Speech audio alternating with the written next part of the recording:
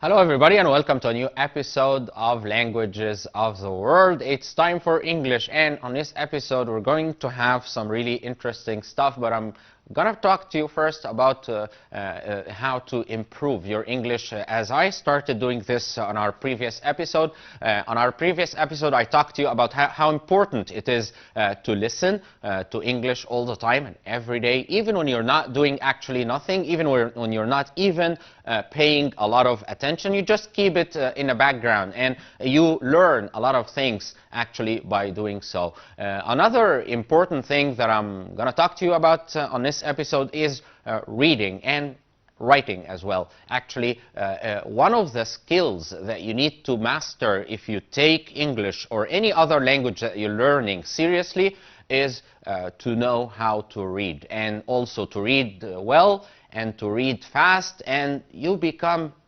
like able to do this fluently and without actually any problem. So how to do that and what to read and what to start reading? Actually, there are so many things that you can do.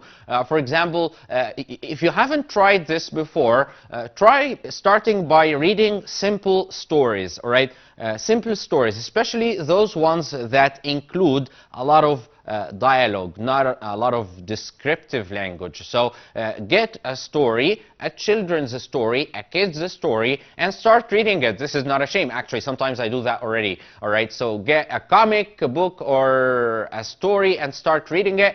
And as you go on reading, try to highlight some of the things that you like, some of the things that you don't know the meaning of, and if it's necessary, use a dictionary to look words up. By the way, you cannot learn a language without using a dictionary, so do not wait for somebody to always telling you what something means. And a very important tip for you is that you should start using English dictionary. All right, this is really very important because an English dictionary gives you a lot of information. Like, for example, it doesn't just give you the meaning of a word, it also gives you examples on how to use the word. It also tells you how to pronounce the word, and also it relates it to other idioms and expressions and collocated words that you need to learn. So actually this is very important. Do not depend on somebody telling you the word, and do not just use an English-Arabic dictionary. Try to use an English dictionary. If you're reading, and you do not have to stop at every single word that you're reading or that you don't know in order to look it up. You could just delay it, all right? Unless you feel that this word will make a difference in your understanding of the story. In this case, you could just stop and look it up, and as I told you, try to look it up in an English dictionary. If you have read a lot of stories, now you can move to reading novels. All right, a novel is really very interesting, and you feel you've actually done something important. You've achieved something when you finish reading a novel, especially if this novel is interesting. So before you read, you need to pick what you read. Do not just read anything. Just try to know what important things are for me to read. And you could ask people on Facebook, for example. If you have friends on Facebook who have read something, you could just ask them, what should I read? All right, they'll give you the names of important writers, important books, for example, important novels, whatever. All right, so you should do that. But there is something else that I want you to know, and this will help you improve your English greatly, actually, which is reading the newspapers. And of course you can read the newspapers online, so you don't need to get a paper one. No, you can just read it online. All right, there are some of the most important newspapers online, like the Daily Mail. The Daily Mail is one of the greatest online newspapers that can help you improve your English, because they give you a lot of stories all the time, things happening around you. So imagine, for example, you heard about something happening around you. All right, so why not read about it in English? It could be something happening here in our country. So do not just waste this opportunity, and go and look for what's happening around you and read about it in English. All right, because you already know what's going on. So when you read about it in English, all right, things will become much easier, and you will know later how to express that, how to talk about things happening around you. And also, you could learn about the news, all right, from that source. Okay, so you learn about something, and then you can hear about it or learn about it in Arabic. So this is really very important, reading the news. Another good thing about reading the news is that you're actually reading the contemporary language, the language of the day, the language used today. All right. Unlike books, sometimes you read old books, old stories, for example, and the vocabulary is very old. But actually, no. Now, when you read newspapers, you read about the current language, the language used today. And of course, you need to know that a language, all right, like there are so many words that come into the language all the time. Okay, so, and do not worry about new words, for example, because I guess in English you can find the meaning of any word, even if it's new, online. So look for good dictionaries online, like the Collins Dictionary. The Collins Dictionary is a great one you could refer to when you don't know the meaning of something, or there are so many other dictionaries. Just type the word, all right, or just type online dictionary, whatever, and you'll get so many dictionaries, and try to learn from the meaning of English, and also the examples written to explain the word, because there's also something called collocation. Collocation means like the words that usually come together or are often used together. This is really something that you need to know. Sometimes, for example, you say make an effort. You do not say do effort. No, you say make effort. Make an effort, for example. So, right? So you do not say do, but you can do somebody a favor. You do not make somebody a favor. You do somebody a favor. Right? So these words are used together. This is what I mean by collocation. All right? So I want you to start doing that. Read as much as you can. Read a lot of newspaper articles. Like if you read just one article every single day, you're in 1 month or 2 months, your English will be on another level. All right. Another thing that you must try is practicing writing. All right. You need to practice how to write. All right. So imagine yourself. You might say, I don't know what to write about, but there's something you could do. All right. Why don't you start a diary? A diary, your personal notes, what's happening to you in your life. All right. If you do that, this will help you. Even if you make mistakes, don't worry about making mistakes. One day, your English will get better and better and better. So try to do that. Start by writing your diary in English. And one good advantage about writing your diary in English is that not everybody can actually understand what you're writing or can read it. All right. So it's something for yourself. And of course, nobody likes anybody else to read about their diary. So start doing this. This is a good tip for you. I give it to you on this episode. All right, and start doing it and try to let me know how it has improved your English. Now let's move to something else, and actually we're going to talk here about 10 most beautiful English idioms. Okay, 10 most beautiful English idioms. The first one here says it takes two to tango. And you know this Latino dance, this Latino dance, tango, one of the beautiful dances in the world. All right, it takes two to tango. It's an expression which means that something may not happen by one person. All right, if something happens, there has to be like a partner, somebody else. Because when you dance the tango, you cannot dance the tango all by yourself.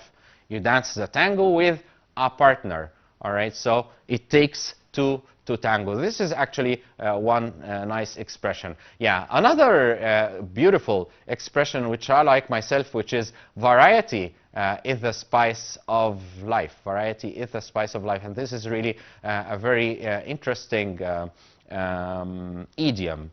All right, Variety is or expression is a spice of life. It means that we need to do different things in our life to make it interesting. All right? It's like food. You cannot just eat food, one kind of food all the time. Or you cannot eat food without spices.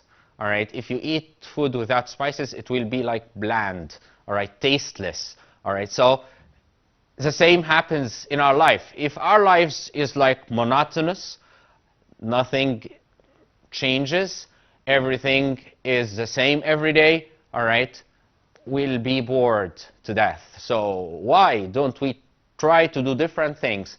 Variety is the spice of life, all right? So try to change everything that you have, right? Change places. Go to a different place. If you have to go somewhere, do not go to the same place every time. No, go to a different place. Get more friends, all right? But if you're married, do not get another wife and say variety is the spice of life. Anyway, let's move to another thing, which is, yeah, every cloud has a silver lining. Every cloud has a silver lining, and this is really a very interesting proverb. Every cloud has a silver lining. It means what? It means that, you know, with every bad situation, there's something good about it. It's like the clouds. The clouds usually refer to sad things, all right? Like when it's cloudy, our moods get affected, all right? It's cloudy, it's almost dark, so it means there is something difficult you're going through. But if you look at the clouds in a sky, you'll find that the edges of these clouds are lighted, like are lit, are, you know, are like in a different colors, like in a silver color maybe. All right, so every cloud has a silver lining. Every cloud has a silver lining. It means that if you're going through a bad time, if you're going through a difficult situation, remember that there is some good about it. But maybe you don't realize it, but there's some good. It's like in our Quran when it says, Inna ma'al usr yusr. It's the same here. It gives the same meaning. Inna ma'al usr yusr. Every cloud has a silver lining. So this is actually a very important and nice idiom. Another thing, yeah, people who live in glass houses should not throw stones. Yeah. Well, actually, this is an old saying, and I guess we say the same thing in Arabic. اللي بيته من إزاز ما يحدفش الناس بالطوب. It's the same, all right? People who live in glass houses should not throw stones. It means what?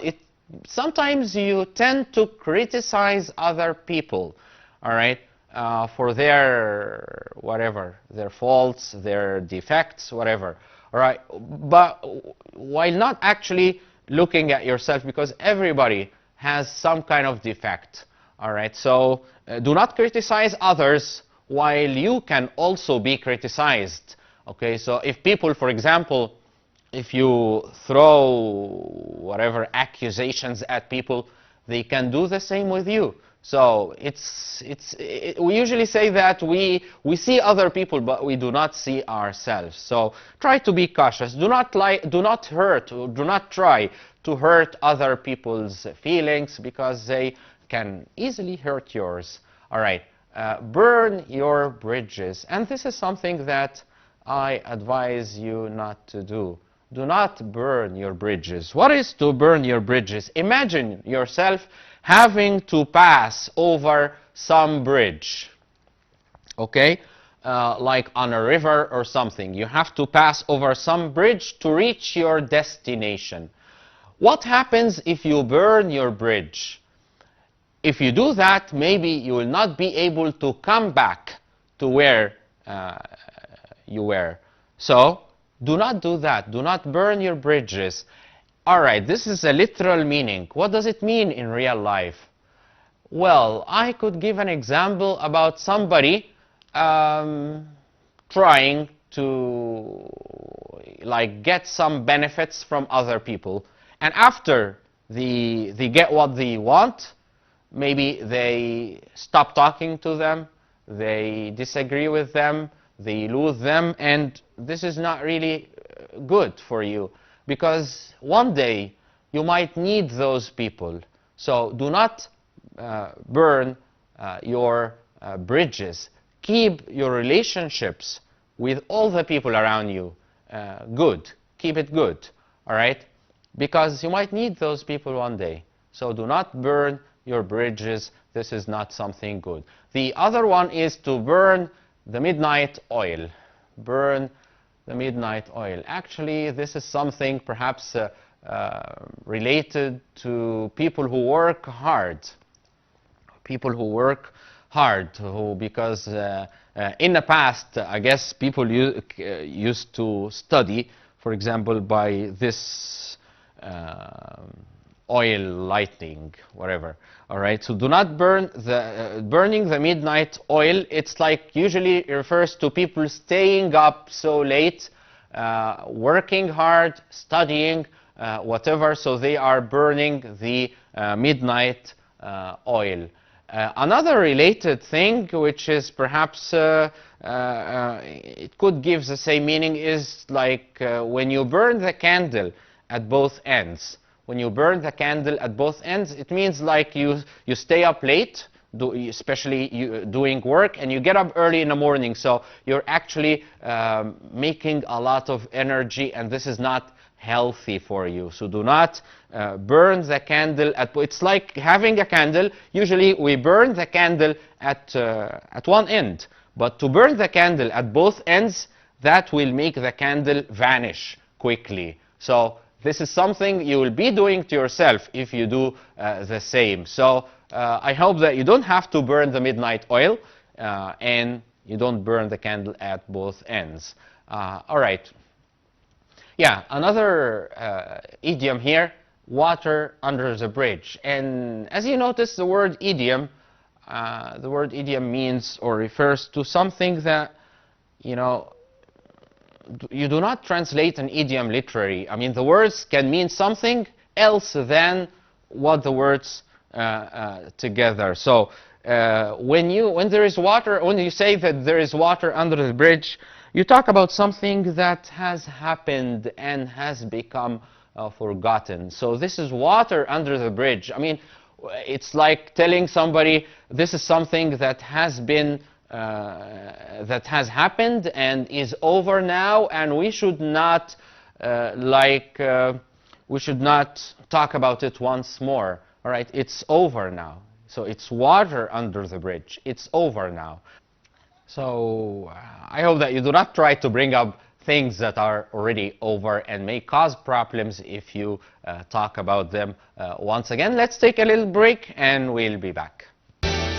So I hope that you agree with me that idioms are really fun to learn. And when you are able to use idioms, you can actually use a certain language that might not be understood by everybody, perhaps only by native speakers sometimes. So it's also something that impresses people a lot when they see you using their idioms. So let's move to something else. Let's learn about another idiom that we can use in our daily life. Yeah, and this is really very true. What goes around comes around. What goes around comes around. I guess everybody can understand the meaning. As you see here, no, there's someone else before this. Let's use it. Yeah, wear your heart on your sleeve. To wear your heart on your sleeve. Imagine yourself wearing your heart on your sleeve.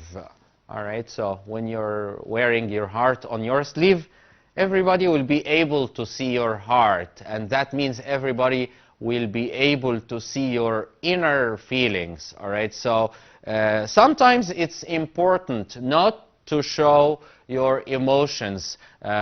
Some people are very clever at not revealing what they have inside or what they feel inside. Sometimes this is really good.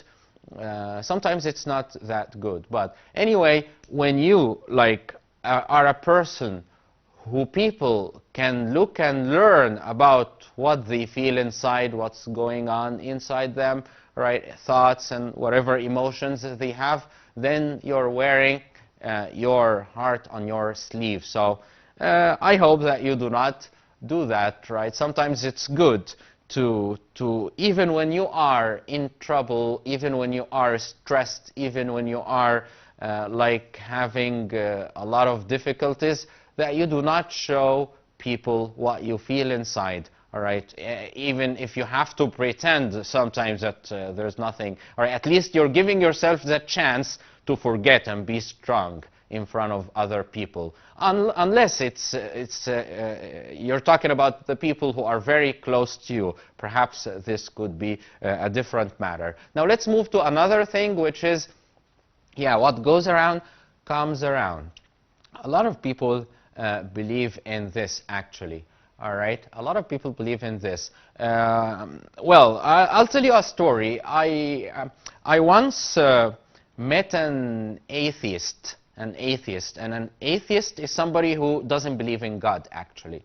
And I told him, what's your idea about people doing harm to other people?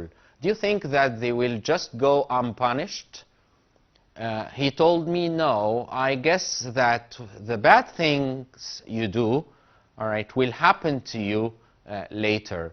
So this is his idea about, you know, doing bad things. For example, that people will be punished for what they do by things happening to them, all right, of the same kind. So what goes around comes around.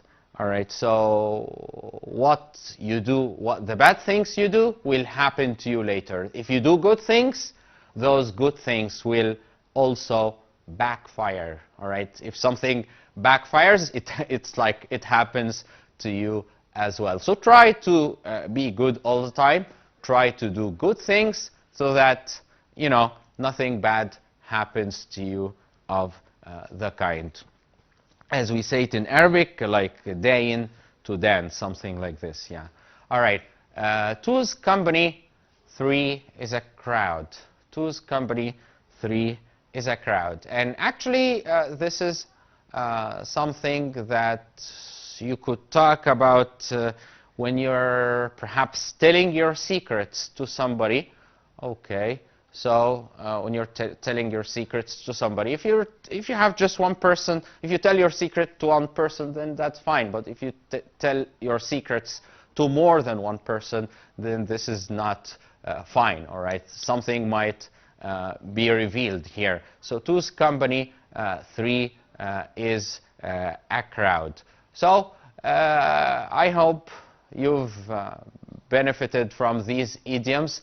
And now let's move to something else very quickly. Yeah, so these are words that perhaps have the same meanings, all right, like the word enjoyed, all right, the word enjoyed, which means you get joy or pleasure from something, all right, the word wonderful, very good or amazing. Yeah, thinning. If something is thinning, it's like becoming thin or making something thin, all right. Another one is delighted. Delighted means very pleased.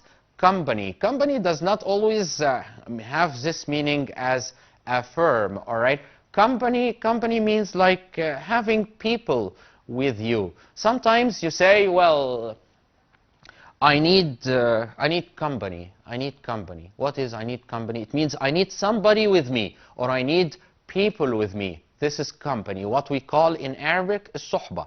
All right, so company here doesn't mean shirka, it means suhba. When it means shirka, we use a company. So if I say, if you're talking to somebody on the phone and he says, for example, I have company, it means there is somebody with me or there are more people with me, all right? But if you say, I have a company, it means I have a firm. I hope that you've enjoyed our episode today, and we'll be meeting you again, inshallah, soon. So until then, I wish you all the best. Bye-bye.